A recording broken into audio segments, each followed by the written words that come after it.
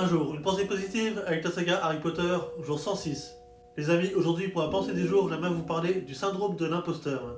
Est-ce que tu as déjà eu cette impression de ne pas être à ta place, de ne pas mériter ce qui t'arrive? Dans la saga Harry Potter, on le voit très bien avec Harry lui-même dans le premier volet de la saga. Lorsqu'il intègre l'équipe de Quidditch, il est le plus jeune joueur à intégrer l'équipe depuis un siècle. Au début, Harry doute, ce qui est normal car il n'a jamais joué au Quidditch auparavant. Il se demande s'il mérite vraiment sa place, ou s'il n'est pas là par chance, ou juste à cause de son nom. Il a peur de se rendre ridicule. Comme s'il allait être démasqué à tout moment. Et ça, c'est le syndrome de l'imposteur. Ce moment où tu doutes de toi, même quand tu es capable. Tu minimises ce que tu fais et tu penses ne pas être légitime. Et dans la vraie vie, c'est exactement pareil. Un nouveau travail, une opportunité, un projet, et cette petite voix dans ta tête qui te dit tu n'es pas à la hauteur, alors que la réalité est différente. Les personnes qui ne sont vraiment pas à leur place, ça finit par se voir. Dans leur travail, dans leurs résultats, dans leur manière d'agir.